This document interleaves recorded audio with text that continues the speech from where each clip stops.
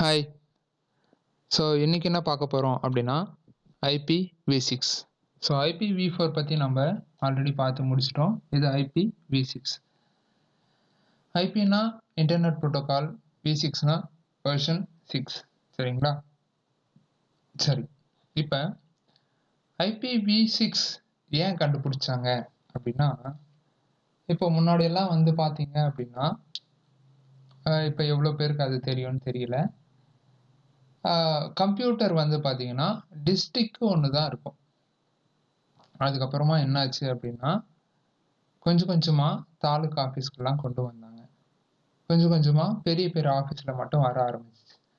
அதுக்கப்புறம் என்ன ஆச்சு அப்படின்னா, கொஞ்சம் கொஞ்சமாக அதிகமாச்சு. காலேஜில் வர ஆரம்பிச்சிச்சு, ஸ்கூல்ஸில் வர ஆரம்பிச்சிச்சு. அதுக்கப்புறம் வந்து பார்த்தீங்கன்னா ஒருத்தர் வீடுங்களுக்காக வர ஆரம்பிச்சிச்சு. இப்போ எல்லார் கையிலையும் ஒரு சூப்பர் கம்ப்யூட்டர் இருக்கு. என்ன எல்லார் கையிலையுமா? ஆமாம். இப்போ நம்மக்கிட்ட ஸ்மார்ட் ஃபோன் இருக்கு இல்லைங்களா, அதுவே வந்து ஒரு சூப்பர் கம்ப்யூட்டர் தான். இப்போ எல்லா கம்ப்யூட்டருக்கும் இன்டர்நெட் கனெக்ட் பண்ணணும், நெட்வொர்க் கனெக்ட் பண்ணணும்னா, இப்போ ஐபி இல்லாமல் நெட்வொர்க் கனெக்ட் ஆகாது, கம்ப்யூட்டரோ இல்லை டிவைஸஸோ பேசிக்காதுன்னு நம்ம பார்த்தோம் இல்லைங்களா. அப்போ IPv4 வந்து பார்த்தீங்கன்னா இப்போ பத்தலை. சரிங்களா? அதனால தான் என்ன ஆச்சுன்னா IPv6ன்னு ஒன்று கண்டுபிடிச்சாங்க. இந்த IPv6ல் வந்து பார்த்தீங்கன்னா ஆக்சுவலாக எவ்வளோ அட்ரஸ் இருக்குன்னா 4.3 பில்லியன் பாசிபிள் அட்ரஸஸ் அப்படின்னு சொல்கிறாங்க. ஓகேங்களா? இதுதான் அந்த அட்ரஸ்னுடைய கரெக்டான கவுண்ட், எண்ணிக்கை. சரிங்களா? சரி, இது வந்து IPv4 32 பிட். சரிங்களா? இப்போ IPv6 வந்து பார்த்தீங்கன்னா 128 பிட். ஓகேங்களா? ஸோ இதில் எவ்வளோ நமக்கு ஐபிஸ் கிடைக்குதுன்னா, இப்போ இங்கே கீழே கொடுத்துருக்கோம் பாருங்க, இவ்வளோ ஐபிஸ் இருக்கு. சரிங்களா? இது எவ்வளோ சொல்கிறாங்கன்னா 340 undecillion பாசிபிள் அட்ரஸஸ் அப்படின்ற மாதிரி சொல்கிறாங்க. ஓகேங்களா? இது 4.3 பில்லியன் மாதிரி, இது 340 undecillion கணக்கிட முடியலை அப்படின்ற மாதிரி சொல்கிறாங்க. அவ்வளோ ஐபிஎஸ் வந்து நம்மளுக்கு IPv6ல் கிடைச்சிருக்கு. ஸோ இதனால என்ன பாசிபிள் அப்படின்னு வந்து பார்த்தீங்க அப்படின்னா, நம்ம வந்து நிறைய ஐபிஎஸ் வந்து பயன்படுத்தலாம், நிறைய டிவைசஸ்க்கு நம்ம வந்து இதை வந்து உபயோகப்படுத்திக்கலாம். ஓகேங்களா? அதுதான் இதில் உள்ள நமக்கு பெரிய ப்ளஸ் பாயிண்ட்டு. சரிங்களா? சரி, இந்த IPv6னுடைய ஃபீச்சர்ஸ் என்ன அப்படின்னா, லார்ஜ் அட்ரஸ் ஸ்பேஸ் அப்படின்னு சொல்கிறாங்க. ஓகேங்களா? நமக்கு வந்து பெரிய அட்ரஸ் ஸ்பேஸ் இருக்கிறதுனால நிறைய ஐபி கிடைக்குது. சிம்பிளிஃபைடு ஹெட்டர், இதனுடைய ஹெட்டர் வந்து ரொம்ப சிம்பிளாக இருக்கும் அப்படின்னு சொல்கிறாங்க. எண்ட் டு எண்ட் கனெக்டிவிட்டிக்கு இது யூஸ் ஆகுது. அதுக்கப்புறம் ஆட்டோ கான்ஃபிகரேஷன்.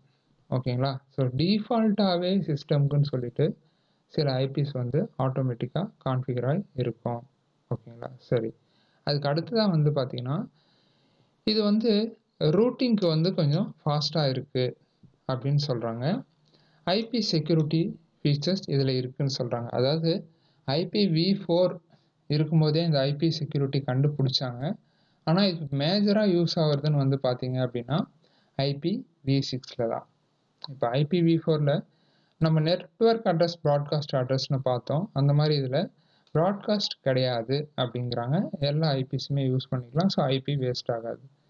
அதே மாதிரி யூனிகாஸ்ட், மல்டிகாஸ்ட், எனிகாஸ்ட் அப்படின்ற மாதிரி ஒரு விஷயம் இருக்குது ஐபியில். அந்த மாதிரி இந்த IPv6 வந்து பார்த்தீங்கன்னா எனிகாஸ்ட் சப்போர்ட் பண்ணோம் அப்படின்ற மாதிரி சொல்கிறாங்க. சரிங்களா? சரி, இது எல்லாம் தான் வந்து பார்த்தீங்கன்னா IPv6னுடைய ஃபீச்சர்ஸ். இது எல்லாமே இன்னும் நிறைய இருக்குது. நீங்கள் இன்டெப்த்தாக ஆழமாக சர்ச் பண்ணி படிச்சிங்க அப்படின்னா உங்களுக்கு இன்னும் நிறைய தெரிய வரும். சரிங்களா? சரி, இப்போது இந்த IPv4 வந்து பார்த்தீங்கன்னா டெசிமல், அதாவது 0லேருந்து 9க்குள்ளே இருக்கிற நம்பர்ஸ் இருக்கு இல்லைங்களா, இந்த நம்பருக்குள்ளே தான் அந்த ஐபி இருக்கும். நம்ம எதில் ஸ்டார்ட் ஆகுதுன்னு பார்த்தோம், 0.0.0.0 முடிகிறது வந்து பார்த்தீங்கன்னா 255.255 அந்த மாதிரி பார்த்தோம். சரிங்களா? அந்த மாதிரி இந்த IPv6 வந்து பார்த்தீங்கன்னா, ஸோ இந்த மாதிரி நம்பர்ஸ் 0லேருந்து 9 வரைக்கும் நம்பராகவும் இருக்கும். அதுக்கப்புறம் இந்த மாதிரி ஆல்ஃபபெட்டிக்கும் இருக்கும். ABCDEF இது ஏதாச்சும் கலந்து கலந்து வரும். இது என்னன்னு சொல்கிறாங்கன்னா ஹெக்ஸாடெசிமல் நம்பர் சிஸ்டம் இதில் யூஸ் பண்ணுறாங்க அப்படிங்கிறாங்க. சரிங்களா? ஸோ அது வந்து டெசிமல், ஆனால் ஆக்டெட்டில் தான் இருக்கும். இது வந்து ஹெக்ஸாடெசிமலில் இருக்குது அப்படிங்கிறாங்க. சரிங்களா? சரி, ஸோ இப்போ 0 அப்படின்னா இதில் வந்து 4 ஜீரோவா எடுத்துப்பாங்க. இப்போ 1 அப்படின்னா 0001 அப்படின்ற மாதிரி எடுத்துப்பாங்க. சரிங்களா? சரி வாங்க அடுத்து பார்க்கலாம். இப்போ ஹெக்ஸாடெசிமல் நம்பரிங் சிஸ்டம். ஸோ இதில் தான் நான் என்ன சொன்னேன்னா, இப்போ 2 அப்படின்னா 2க்கு இந்த அட்டவணையில் பாருங்கள். ஸோ இதுதான் 2. 2க்கு என்ன கொடுத்துருக்காங்கன்னா 0010. ஸோ அதுதான் இங்கே கொடுத்துருக்காங்க. இப்போ இந்த 0னா அதுக்கு 0வே வந்துடும். இந்த 1க்கு வந்து பார்த்தீங்க அப்படின்னா 0001 இங்கே பாருங்க 0001 கொடுத்துருக்காங்க. ஃபார் எக்ஸாம்பிள் இப்போ இந்த இ அது இந்த இன்னு ஒரு லெட்டர் இருக்குது, அதுக்கு பார்க்கலாம்.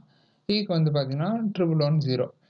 ஓகேங்களா? ஸோ 14ன்றதை வந்து இங்கே இன்னு மென்ஷன் பண்ணியிருக்காங்க. அதுக்கு பைனரி வந்து பார்த்தீங்கன்னா 1110. சரிங்களா? சரி.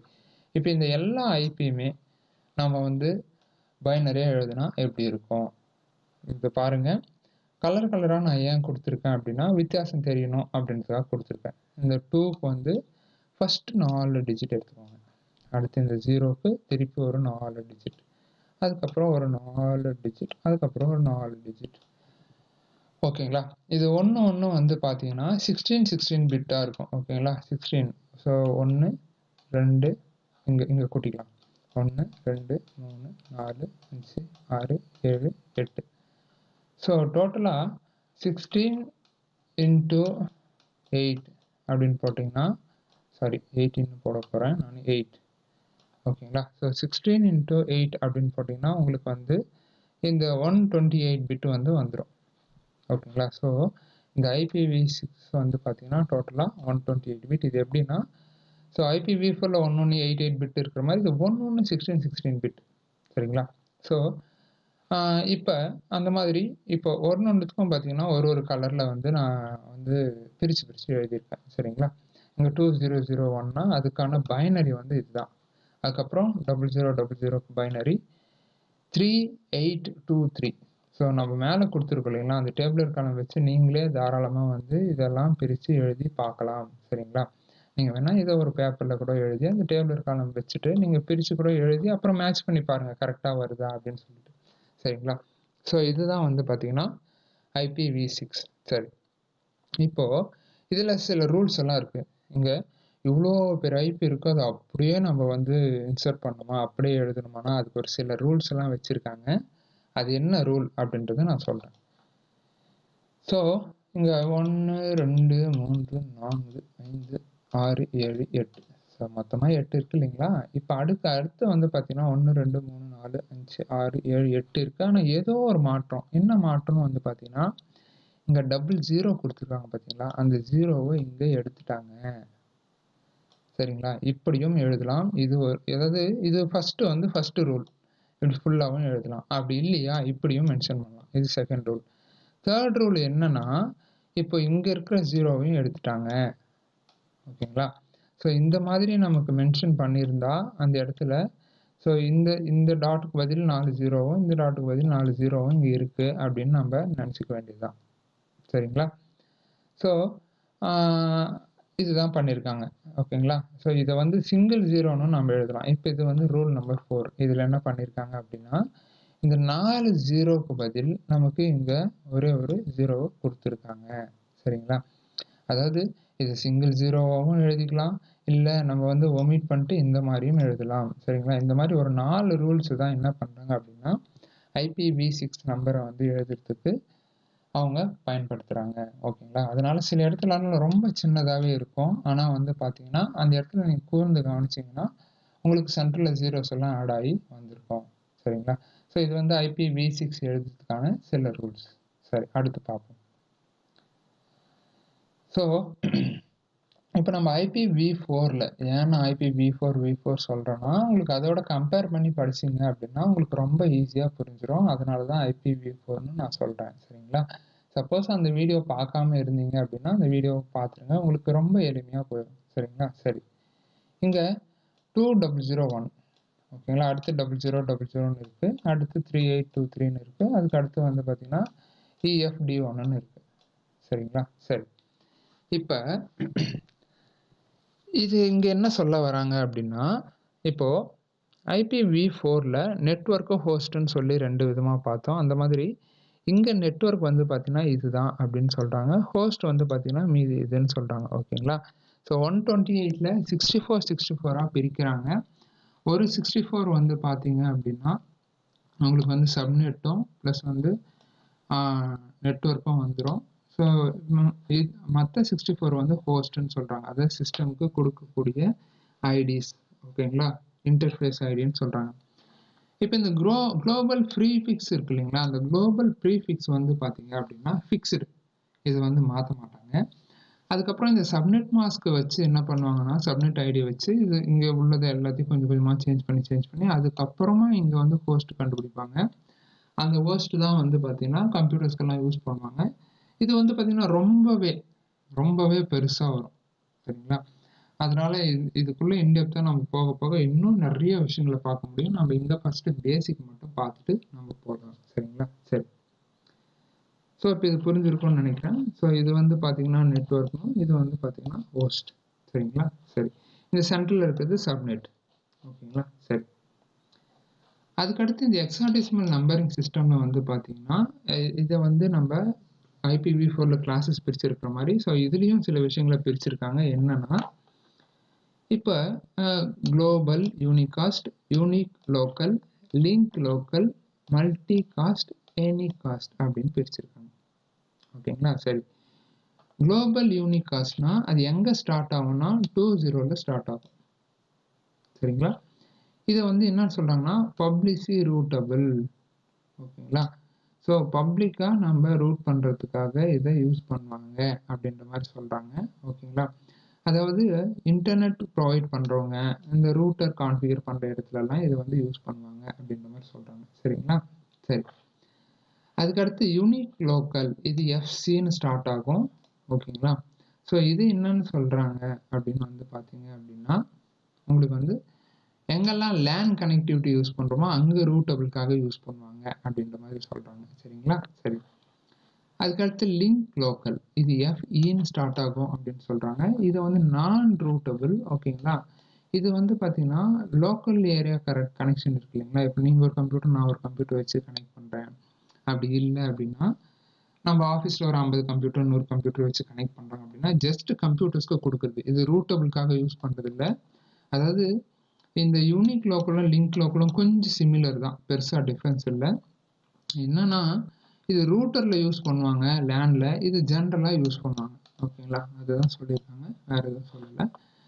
அடுத்ததான் வந்து பார்த்தீங்கன்னா மல்டி காஸ்ட், இது FF அப்படின்ற மாதிரி ஸ்டார்ட் ஆகும். இது வந்து பார்த்தீங்கன்னா குரூப்பாக ஏதாச்சும் ஒரு இடத்துல குரூப்புக்கு அட்ரஸ் மென்ஷன் பண்ணோம்னா அந்த இடத்துல இதை வந்து பார்த்தீங்கன்னா இது கொடுப்பாங்க, ஓகேங்களா. ஸோ எனி காஸ்ட்னா நம்ம எங்கே வேணாலும் இதை பயன்படுத்திக்கலாம் அப்படின்ற மாதிரி சொல்கிறாங்க. ஸோ இது என்னன்னு சொல்கிறாங்கன்னா shared IP to many devices அப்படின்ற மாதிரி சொல்கிறாங்க, சரிங்களா. ஸோ இந்த மாதிரி ஒரு 5 வகையாக வந்து இந்த IPv6 வந்து பிரிச்சிருக்காங்க. ஸோ இது IP ஸ்டார்ட் ஆகிறத வச்சே வந்து பார்த்தீங்கன்னா நம்ம இது என்ன மாதிரி ஐபின்னு சொல்லி ஐடென்டிஃபை பண்ணுறதுக்காக இது கொஞ்சம் வசதியாக இருக்கும், சரிங்களா. சரி, அதுக்கு அடுத்ததாக முதல்லேருந்து ஒரு கிளான்ஸ் வருவோம். ஸோ IPv6னா IP version 6. So IP version 6ல நம்மளுக்கு இவ்வளோ ஐபிஸ் கிடைக்குது. ஸோ அதனுடைய ஃபீச்சர்ஸ் இது எல்லாமே, ஓகேங்களா. அதுக்கு அடுத்ததாக இது ஹெக்ஸாடெசிமல் அப்படின்றதுனால அது ஒரு கேரக்டரும் பிரிக்கும் போது இந்த மாதிரி பைனரியாக வரும், ஓகேங்களா. இந்த டேபிள் காலம் வச்சு நீங்கள் எங்கே பார்க்குற IPv6யும் நீங்கள் பிரித்து பார்த்துக்கலாம். ஸோ இப்படி தான் பிரியும், ஓகேங்களா. ஸோ இந்த மாதிரி தான் பிரியும். ஸோ அதுக்கு அடுத்ததாக வந்து பார்த்தீங்கன்னா நான் தனித்தனியாக பிரித்து எழுதியிருக்கேன், ஓகேங்களா. இது 16 பிட்டு மொத்தமாக 8 பிரிவுகளாக பிரிஞ்சிருக்கிறதுனால IPv4க்கு வந்து பார்த்தீங்கன்னா சென்டரில் டாட் வைப்பாங்க. பட் இங்கே வந்து பார்த்தீங்க அப்படின்னா சென்டரில் வந்து இந்த மாதிரி ஸ்ட்ரிங் யூஸ் பண்ணியிருக்காங்க, சரிங்களா, நோட்டேஷன் யூஸ் பண்ணியிருக்காங்க. ஸோ ஐபி எழுதுகிற ரூல்ஸ், ஓகேங்களா. 1 0 சுத்தமாக ஒமிட் பண்ணிட்டு நம்பரை மட்டும் எழுதலாம். இந்த மாதிரி ஜீரோஸ் இருந்துச்சுன்னா அதையும் ரிமூவ் பண்ணலாம், ஓகேங்களா. அதுக்கு பதில் சிங்கிள் ஜீரோவும் யூஸ் பண்ணலாம், அப்படி இல்லைன்னா இந்த மாதிரி டாட் வச்சும் முடிச்சுக்கலாம். இதுதான் சொல்லியிருக்காங்க, வேற எதுவும் இல்லை. இந்த மாதிரி ஒரு 4 விதமான ரூல்ஸை ஃபாலோ பண்ணுறாங்க அப்படின்ற மாதிரி சொல்கிறாங்க. ஸோ நீங்கள் எங்கேயாச்சும் ஐபி பார்த்தீங்கன்னா அங்கே எந்த மாதிரி ரூல்ஸ் ஃபாலோ பண்ணியிருக்காங்க அப்படின்றத பாருங்கள். அதுக்கடுத்து வந்து பார்த்தீங்கன்னா இது வந்து நெட்வொர்க் ஐடி, இது வந்து ஹோஸ்ட் ஐடி, ஓகேங்களா. ஸோ அதுக்கப்புறமா வந்து பார்த்தீங்கன்னா ஒரு 4 5 வகைகளாக வந்து பிரிச்சிருக்காங்க, ஓகேங்களா. ஸோ 5 பிரிவுகளா இருக்கு. இது ஒண்ணொண்ணு எப்படி ஐபி ஸ்டார்ட் ஆகுதோ அத வச்சு நம்ம அத கண்டுபிடிச்சிடலாம். சரிங்களா? இதுதான் IPv6. இத பத்தி இன்டெப்த்தா போனோம்னா இன்னும் நெறைய விஷயங்கள் இருக்கு. அத பத்தி நாம பிறகு பார்க்கலாம். இப்போதைக்கு நம்ம கிளாஸ்க்கு தேவையானது வரைக்கும் நம்ம பார்த்துப்போம். ஸோ இப்ப அடுத்த வீடியோல நம்ம ஒரு புது விஷயத்த பத்தி பார்க்கலாம். நான் எப்பவும் சொல்ற மாரி தான் சொல்றேன். நெறைய பிராக்டிகல் செஞ்சு பாருங்க. அதுதான் உங்களுக்கு ஹெல்ப்ஃபுல்லா இருக்கும். வேணா இந்த IPv6 எல்லாம் வச்சு எப்படி பிராக்டிகல் பண்றது அப்படின்னா, இந்த IPv6 நீங்க சிஸ்டம்ல ஜஸ்ட் என்டர் பண்ணி பிராக்டிஸ் பண்ணி பாருங்க. நெக்ஸ்ட் கிளாஸ்ல புது விஷயத்த நம்ம பார்க்கலாம். நன்றி.